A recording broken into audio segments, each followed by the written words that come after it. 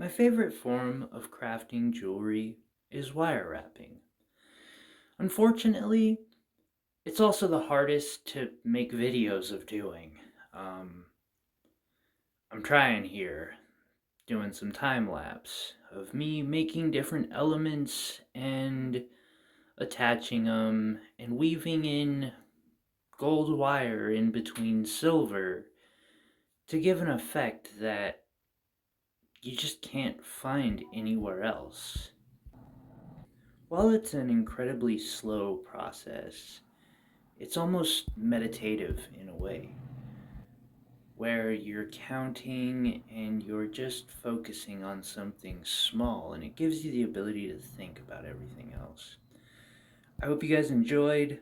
Part 2 will be coming soon. Sorry, it just takes forever to make one of these videos. Have a great day.